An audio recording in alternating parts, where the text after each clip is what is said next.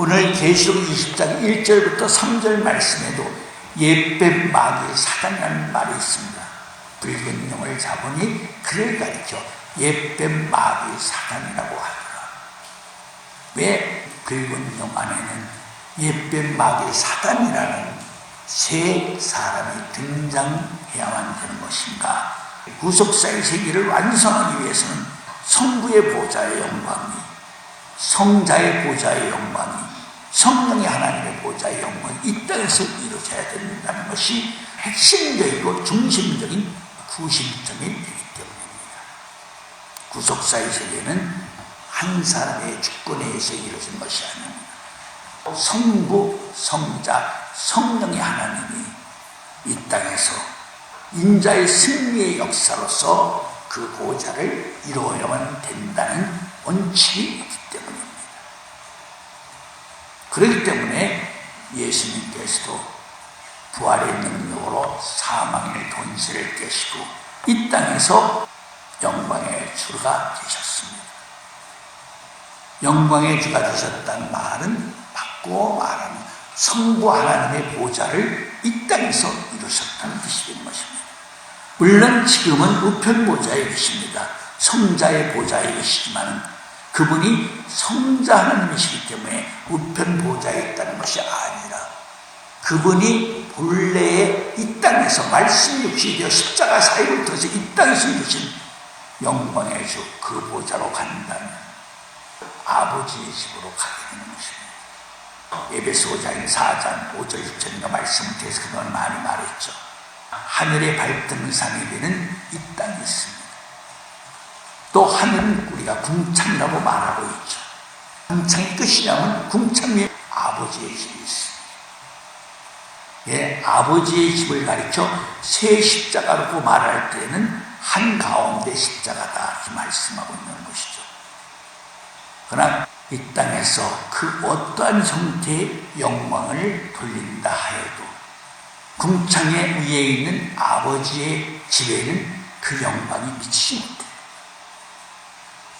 네, 아버지의 집은 빛의 세계에 죄와 상관이 없는 완전한 영광의 세계예요. 그래서 백보좌를 가리켜서 7날의 빛의 보좌다 그렇게 말씀을 하죠.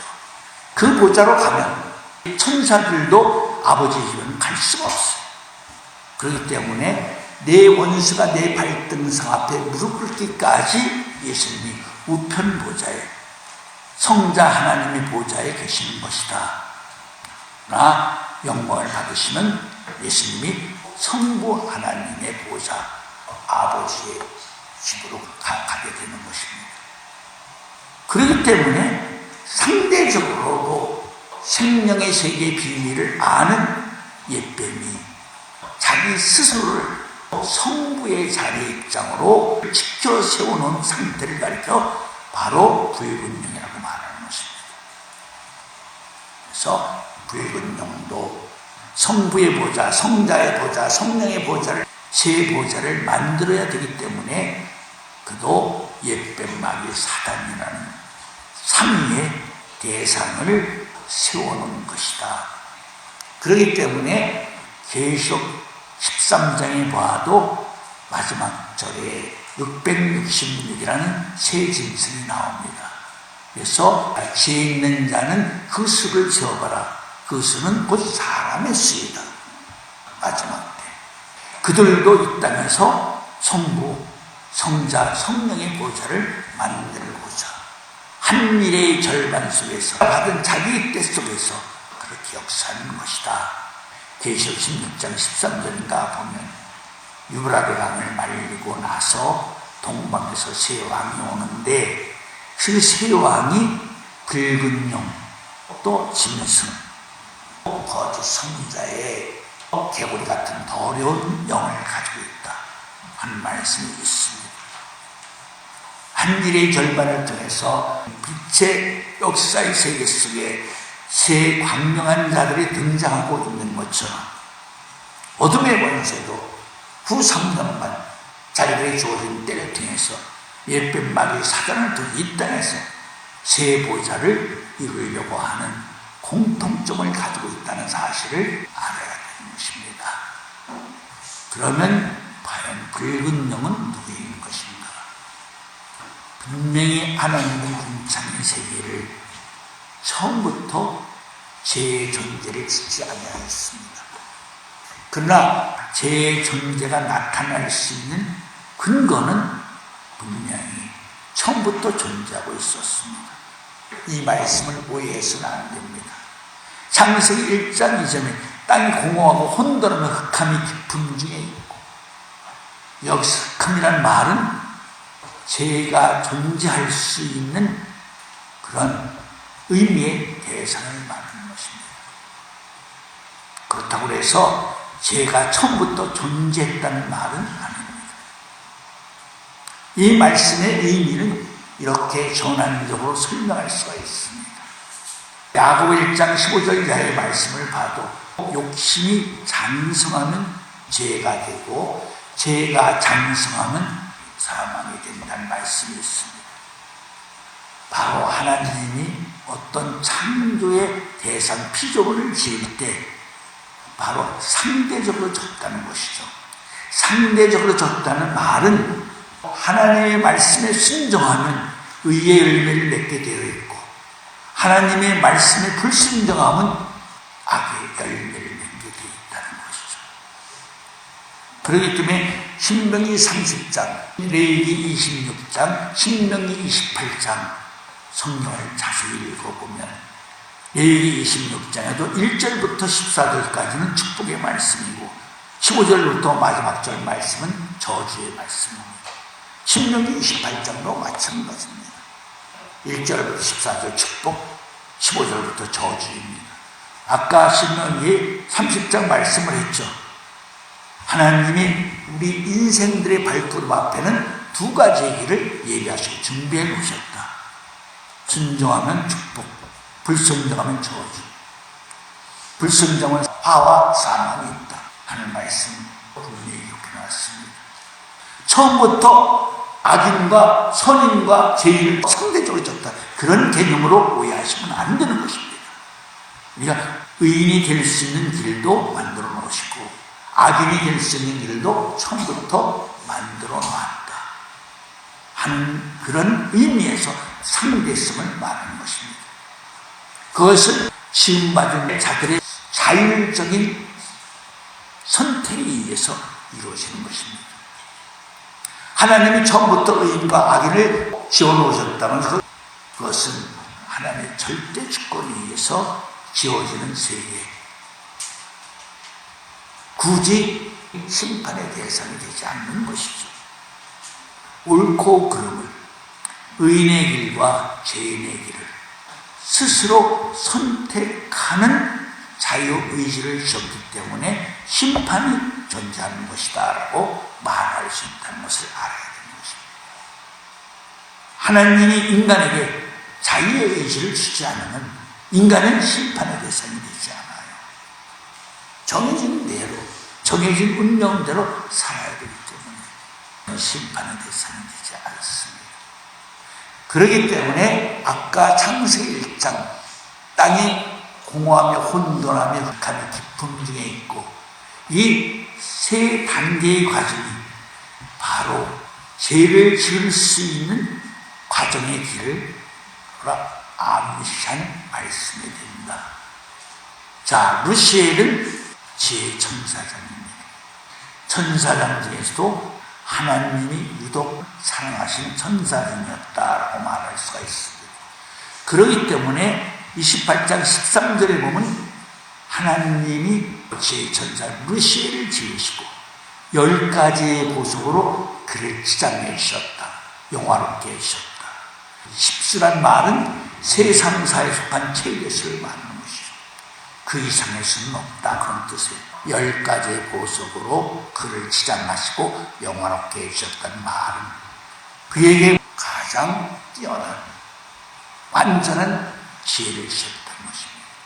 노아도 완전한 은혜를 입었다는 표현이 있듯이 루시엘도 완전한 지혜를 받은 사람입니다. 그렇기 때문에 그가 지혜의 천사장이 된 것이죠. 씌워놓으시고 하나님이 얼마나 기뻐하시면 그를 위하여 소고와 비파를 준비하셨다.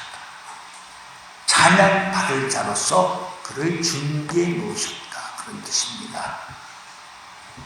그런 그가 부역이 풍성해지고 천군의 세계에서 가장 두드러지게 나타난 자로서 하나님의 인정과 칭찬과 기쁨의 대상이 됨으로 말미암아 천군의 세계에서 저 모든 천사들로부터 가장 존경받는, 칭찬받는, 인정받는, 사랑받는 대상이 되었다. 그러므로 그가 어떻게 됐다? 공허혼돈 흑암이 난 3단계의 과정이 있듯이 서서히 욕심, 교만이 생기기 시작했다는 것이죠. 그가 그렇게 교만에 빠질 수밖에, 욕심이 생길 수밖에 없었던 이유는 무엇일까? 상대적인 것을 알았기 때문에 욕심이 생긴 것입니다. 그럼 루시엘이 무엇을 알았는가? 상대성으로 지은 창조 원리의 비밀을 알았기 때문에 궁창의 세계에 존재하는 대상들이 하나님의 후사가 되지 못한다는 것을 알았다는 것이죠. 궁창에 존재하는 신령한 자들은, 거룩한 천사들은 다 뭘로 지음을 받았죠? 하늘의 발등상이 되는 사람들은 흙으로, 물질로 재창조를 받았습니다. 흙 사람, 코에 생기를 불어넣어 생명이 되었더라. 재창조의 그 사람들은 물질로 지음을 받았지만 궁창에 있는 사람들은 비물질로 지음을 받았다라는 것이죠. 물질과 비물질의 세계에는 상상할 수도 없는 차이가 있습니다. 천사들은 시공간을 초월할 수 있는 신령한 존재들인 반면에 흙으로 지음을 받은 사람들은 시공간을 초월하지 못해요. 이 땅에서는 1000배의 축복받이 받지 못해요. 신명기 1장 말씀대로. 그러나 하늘에 있는 궁창에 있는 비물질로 지어진 존재들은 천천만만의 축복을 받은 사람들이에요. 비유가 될지 모르겠지만 이 땅에 지음을 받은 사람들이 IQ가 예를 들어 1000이라면 천사들이 가지고 있는 IQ는 천천만만이에요. 그러니까 궁창에 존재하는 비물질로 이루어진 천사들과 이 땅에 흙으로 지음을 받은 존재들은 비교가 안 되죠. 근데 문제는 뭐냐? 비교가 안 되는 이 땅에 흙으로 지음을 받고 낮고 천한 자들을 통해서 하나님 비물질로 이루어진 궁창의 세계에 있는 모든 대상들을 지키고 다스리고 주관할 수 있는 하나님의 후사로 세우신다는 것을 알았다는 것이죠. 고전 2장 8절에 보면 그가 영광의 주인 줄 알았더라면 십자가에 못 박지 아니하였다는 말씀이 있습니다. 이 말씀을 지금까지 설명하지 않았던 다른 방법으로 설명을 하고자 하는 것입니다. 이성적인 판단으로 봐도 천사들과 사람은 비교가 안 됩니다. 그런데 낮고 천한 이 땅에서 흙으로 지음을 받은 사람들을 통해서 궁창의 세계를 주관하시고 섭리하시려고 하셨던 그 저희는 무엇인가? 거기에는 영광의 주인줄 알았던 그를 십자가에 못 박지 아니하는 동일한 말씀의 비밀이 들어있는 것입니다. 흙으로 지음을 받은 사람들이 하늘의 발등상에 있는 이 땅의 중심 주체가 된 것만 확실합니다. 그러나 주체가 된 사람들 중에서 이 땅에서 자기 할 일을 다 마치고 하나님이 예비하신 거룩한 성에 들어가는 사람들이 있습니다. 마태 27장에 보면 예수님이 부활하신 난 후에 많은 사람들이 부활해서 그래서 거룩한 성에 들어가서 자기의 몸을 보였더라는 말이 있습니다.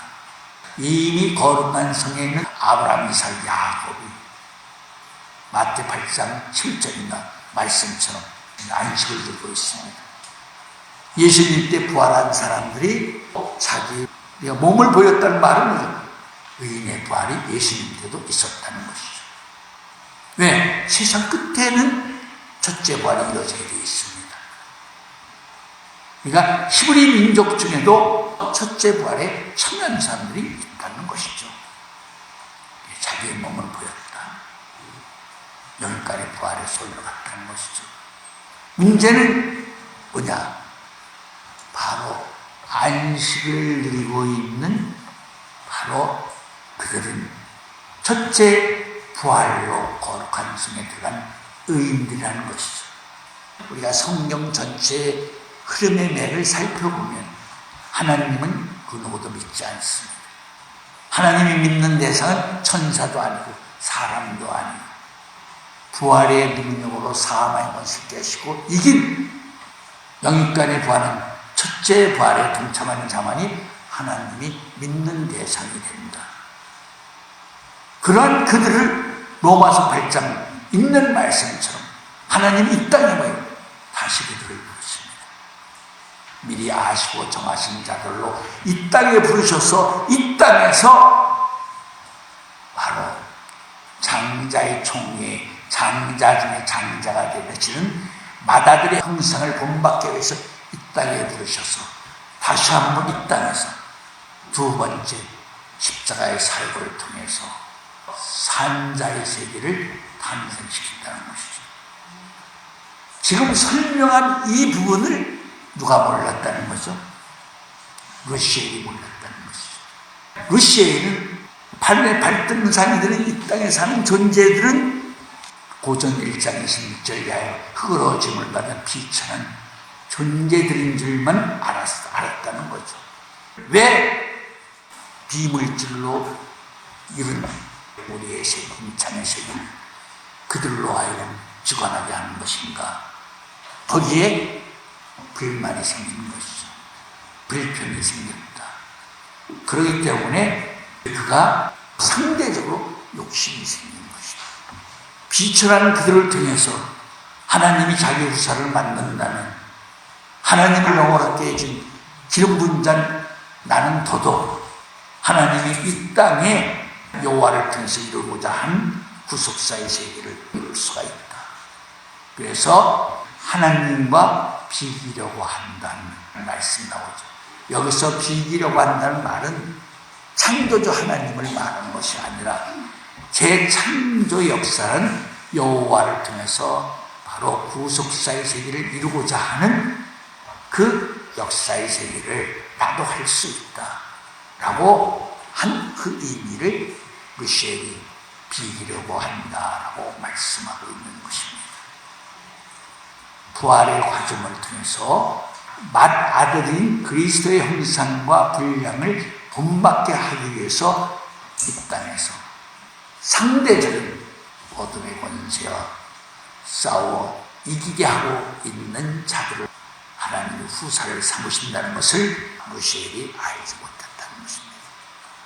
그 말씀의 맥과 고전 2장 8절의 말씀 중에서 그가 영광의 주인 줄 알았더라면 예수님이 십자가에 못 박지 아니하였으라는 말씀의 맥락과 같은 짝이 되는 말씀이 된다 하는 것을 설명을 하는 것입니다. 그렇기 때문에 루시엘이 점점 욕심이 생기고 욕심이 장성하니까 죄가 되었습니다. 죄가 되자 하나님 그를 모여 에덴 동산에서 추방시켰어요. 내쫓았어요. 내쫓았다는 그 의미를 이 말씀을 통해서 하나님이 잘 우리에게 가르쳐 주시기 위해서 아담을 생명으로 해서 에덴 동산으로 부르시고 에덴 동산을 지키고 다스리게 하십니다. 지키고 다스리겠다는 말은 누군가 침범할 자가 있기 때문에 지키고 다스리게 하시는 것이죠. 그럼 침범할 자가 누구인가? 에덴 동산에서 쫓겨난 자가 당연히 침범하게 되어 있죠. 루시엘은 타락하고 루시파가 되어 있죠. 루시엘은 에덴 동산에서 하나님의 영광의 보좌를 덮고 있던 그룹으로서 화강석 사이를 거닐던 자.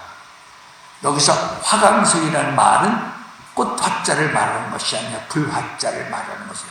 루시엘이 가지고 있는 권세와 능력이 에덴 동산에서 가장 뛰어난 존재. 그런 의미를 말하는 것입니다. 박엄석 사회에서 거느렸던 말은 불을 다스리는 권세와 능력을 가지고 있는 자라고도 말할 수 있다는 것입니다. 그가 쫓겨났기 때문에 아담에게 에덴 동산을 지키고 다스려라. 쫓겨난 상태를 가리켜서 뭐라고 말하는 것인가? 공창의 세계에 최초로 등장하는 죄의 원조 시조가 되었다. 아브라함이 믿음의 조상이 된 것처럼, 노아가 의의 후사가 된 것처럼, 궁창의 세계에서 최초로 루시엘이 타락함으로써 궁창의 세계에 어둠이 존재한 것이다 하는 것을 알아야 됩니다. 백향목 같은 애굽이 물가에 심린 나무가 하늘 구름에 닿으려고 하면 하나님이 그 그릇으로 남기고 자르게 되어 있습니다. 누구든지 욕심을 가진 자는 욕심이 자라서 죄가 되고 죄가 자라면 하나님에게 심판을 받게 된다는 선명한 사실을 잘 보여주고 가르쳐주는 것이다 라고 말할 수 있다는 것을 알아야 되는 것입니다. 아담을 언제 부른 것인가? 에덴 동산으로. 죄가 존재하기 전에는 아담의 존재의 의미가 없습니다. 아담을 에덴 동산으로 부르셨다는 말은 궁창의 세계에 어둠, 죄가 존재했기 때문에 아담을 하나님이 지으신 것이다 라고 말할 수 있다는 것입니다. 아담이 구속사의 첫사람이죠. 성경적인 첫사람이지 인류의 첫사람은 아닙니다. 어떤 사람들은 인류의 조상이 6,000년 전에 탄생됐다 그렇게 말하는 사람들이 많이 있어요. 잠깐 말도 안 되는 소리입니다. 하루가 1,000년 같고 1,000년이 하루 같은 이 한 가지 사실을 잊지 말라 하는 말씀을 오해해서 그래요. 아담 이전에 사람이 존재했다는 것은 내 산물을 통해서도 밝게 증거를 받았죠. 궁창의 세계를 짓기 전에 아버지의 집에서 아버지의 집을 관리하는 관리자로서 지음을 받은 내 생물 속에는 사람이 있었어. 사람. 왜 사람이 만물의 영장이 되느냐? 사람이 피조물 중에서 가장 먼저 지음을 받은 존재이기 때문에 만물의 영장이 되는 것이죠. 아담은 6,000년밖에 안 됐지만 창세기 1장 26절 말 우리가 우리의 형상과 모양대로 사람을 만들자. 우리가 우리의 형상과 모양대로 사람을 만들자라는 그 의미도 뭐예요? 사람을 만들 수 있는 기본적인 존재가, 원형적인 존재가, 근본적인 존재가 존재했기 때문에 그 사람이 내 생물 속에 있었던 사람을 말하는 것이다. 내 생물 속에 사람이 있었을 때에는 궁창의 세계가 아직 지어지도 않았다는 사실을 알아요. 사람이 당연히 만물 중에 으뜸이 될 수 있는 존재라는 사실을 분명히 알아야 되는 것이다. 그런데 내 생물에 있는 그 사람을 루시엘도 몰랐었다 하는 것이죠. 이렇게 루시엘이 타락됨으로 말미암아 루시파가 돼서 에덴 동산에 쫓겨남으로써 궁창의 세계에 최초의 죄가 탄생된 것이다. 그렇기 때문에 그를 가리켜 제10조라고도 말할 수 있는 것이죠. 근데 그가 에덴 동산에서 쫓겨났을 때만 해도 그는 아직도 신령한 존재였습니다. 즉 다시 말하면 완전히 타락한 존재라고 말할 수 없다는 것이죠. 아담이 죄를 짓고 생명으로서 영을 빼앗겼어요. 그런 그를 예수님이 양을 잡아서 가죽 옷을 입혀서 이 땅으로 내어 쫓아보냈어요. 그를 보호해 주신 이유가 무엇일까? 아직 그는 영은 빼앗겼지만 혼과 몸을 가지고 있어요. 생명으로서의 혼과 몸을 가지고 있기 때문에 그 혼과 몸을 보존해 줌으로써 에덴 동산에 그의 후손들을 통해서 재도전할 수 있는 기회를 주신 것이죠. 마찬가지예요. 루시엘도 에덴 동산을 쫓겨났지만 기름 부음을 받은 자로 가장 거룩한 존귀는 뺏어버렸지만 아직은 그도 두 가지를 가지고 있어요. 그렇기 때문에 그는 완전히 타락된 자는 아니었습니다. 아직은 회개할 수도 있는 기회를 가지고 있다고도 말할 수 있습니다. 그런 존재가 어떤 점에서 결정적으로 타락했느냐. 에스겔 26장, 27장, 28장에 보면 두로를 통해서 누구를 지금 설명하고 있어요? 에덴 동산에서 존재했던 루시엘을 비유적으로 하늘의 사용은 이 땅의 입장으로서 설명하고 있는 배경의 역사죠. 그럼 왜 하늘의 훌륭한 존재로 역사했던 루시엘을 두로를 비유해서 설명하느냐? 지혜의 천사장이 비록 타락해서 이 땅에 쫓겨나왔지만 그는 본래가 지혜를 가지고 있어요. 지혜의 천사장이에요. 그래서 두로가 이 땅에서는 가장 지혜 있는 존재가 되었어요. 그래서 에스겔 28장 1절 이하에 보면 다니엘의 지혜를 그가 시기하고 질투하는 내용이 기록되어 있습니다. 다니엘이 할 수 있는 일을 나도 할 수 있다. 하늘에 있었던 지혜의 천사장이 이 땅에 쫓겨나서도 이 땅에서는 가장 지혜로운 존재가 되어서 두로가 이 땅에서 그 지혜를 통해서 세상을 열고 모두 주관하는 우두머리가 되었습니다.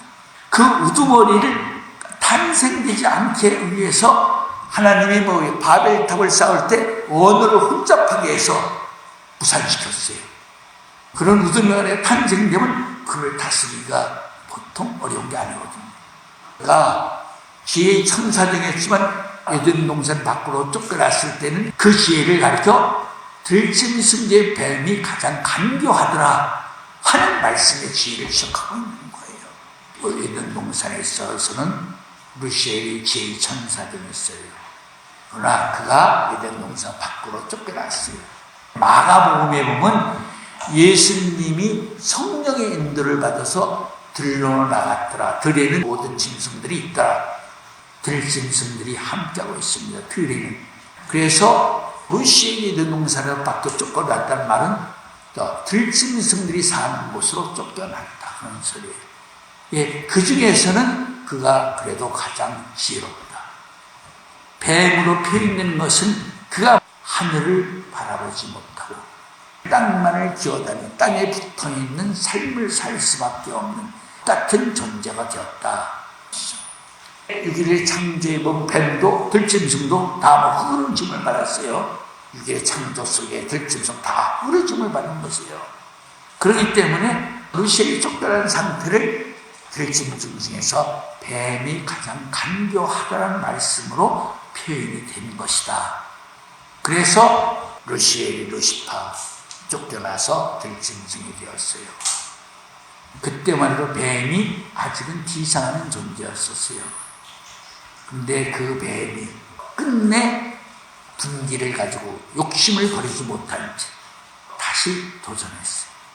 아담의 가정을 통해서 이루시고자 하시는 새 창조, 새 역사의 세계가 어떤 세계인지 그것을 영탐하기 위해서, 알아내기 위해서 들짐승에서 가장 간교한 뱀이, 그 뱀이 누구예요?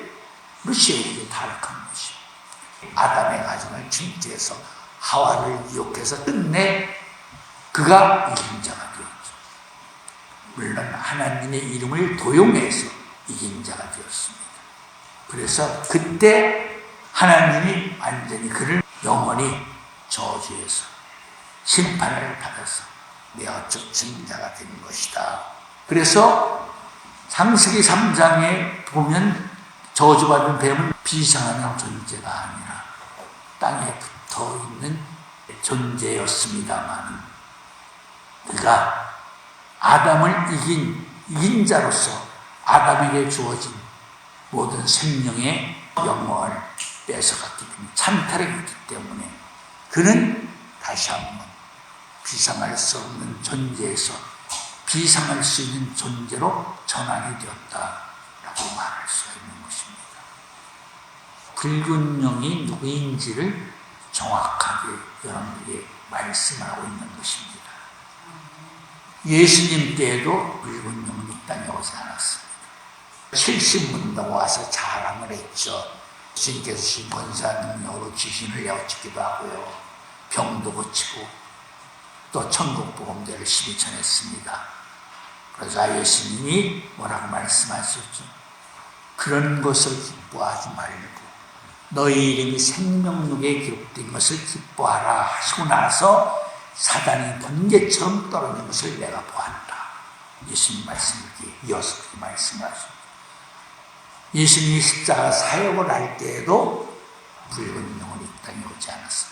마귀와 사단만이 이 땅에 와서 예수님을 죽이는데 총 집결을 했다. 그런데 재림의 마당에는 기어이 붉은 영이 등장하고 있음을 계시록 12장 1절부터 5절 3절 말씀에 잘